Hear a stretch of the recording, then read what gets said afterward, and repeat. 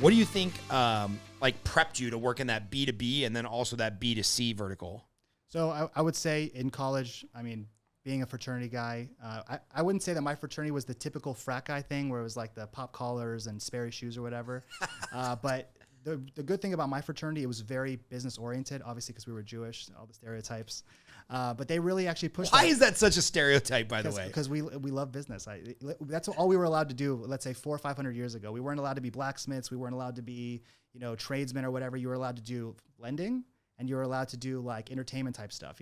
That's what was allowed for Jews in Europe and whatever else. So we just became really good at what we were allowed to do, and then the world became capitalist, and that's what we were in. Yeah. So can you explain this? Because I think sometimes people hear that from either a Jew or especially a non-Jew, and it sounds super offensive. Oh yeah, they were only allowed to do money.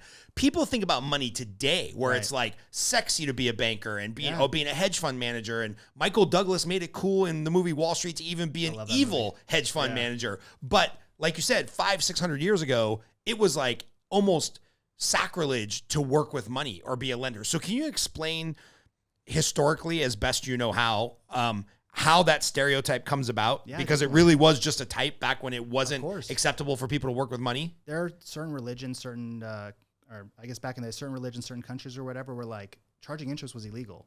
So if you couldn't charge interest, you had to find another group of people that could, right? So let's make the Jews like the Merchant of Venice, Shylock, right? It was make them the pariahs that have to work in the money field. Exactly, and you can make those people the devil, but it's like after a while the whole world started basically moving towards, like I said, the capitalist society. So we were basically made to be almost like the scapegoats at the back in the time where you were going to be the money lender. Everyone hated those people. They were the one who were taking advantage of people with interest. And then after a while, it just became something that like we became so good at and became so needed that it obviously didn't have that stereotype anymore. But then it became, oh my God, now that they control the money, they control the world, which is, again, a crazy thing. So yeah. I've never understood. We spoke about this a little bit over our first meeting of Cigar. I really, truly, in my heart of hearts, don't understand anti-Semitism, because it's like, for the most part, you can't look at somebody and be like, oh, they believe in the Jewish faith, or they're a Jew. Like maybe there's some physical characteristics if you're like very ethnically Jewish, but it's like, I've just never, like, I get it how people single out, a culture or a race, and they have clear details. Like if you're African-American, it's pretty easy to pick out of a crowd. I understand how that could be a thing where you could point to a group and make generalizations about them or have stereotypes about them or be prejudiced. But like these evil Jewish people, they run Hollywood, they run the bank. I just don't understand, one, the anti-Semitism, and two, like how it always just like rears its ugly head every, pick a number, 25 years, 50 years. I don't get it because I don't belong to that group. I don't belong to the affected group, and I don't belong to the group that's affecting them. So can you, because it's very real, right? Anti-Semitism is very real, very much so. Worldwide, even America. Can you explain what it is, where it comes from, or how you've experienced it? I don't even know what I'm asking. No, I just really don't get it. I hear what you mean. So in my opinion, the way that it works is, if you look at just the foundation of religion, right, just going back to the history, the Bible and whatever else, they call it the Judeo-Christian kind of arm of it, right? Christians, Muslims, and Jews are all interconnected. If you think about it, you go all the way back up in the Bible, in the Quran, and whatever, the New Testament.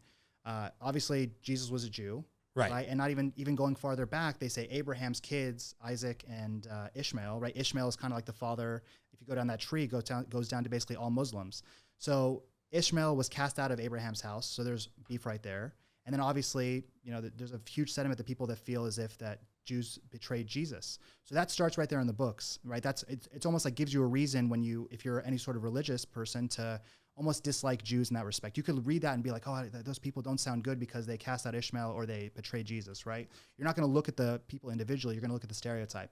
And then continuing along history, right? We're a minority group, so it's easy to persecute against minorities. Right, back in the day, you have hate as a group, or there's bad economics, bad times, or whatever else. You take it out on somebody. A plague. Yeah, exactly. Oh, it was because of them or whatever. And then moving along history, right, with that sentiment already in place, you put us in jobs that people dislike. Like, oh, I owe that guy money. Obviously, I'm not going to like that person that I owe money. Right. And also, Jews are very they like to be in their little enclaves. Like assimilation with Jews back in the day was looked against. That's why we've been around for so long, because we've really stayed in a tight knit group, right? We do business with each other.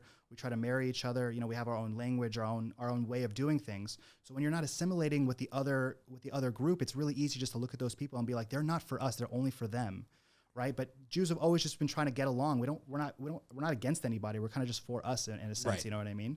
So as time went on, like I was saying with the with money lending, with getting into entertainment, things that we were allowed to do, we just excelled at.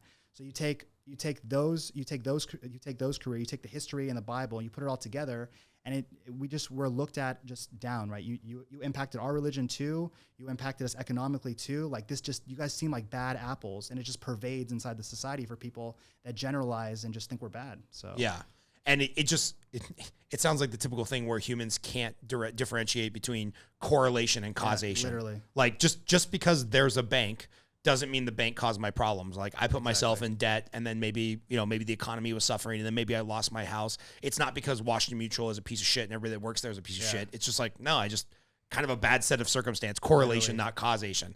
Sometimes the banks are the cause of it, but not frequently. Well, thank you for explaining that, because I haven't heard it put like that succinctly, especially going back to the Bible. I guess that makes sense.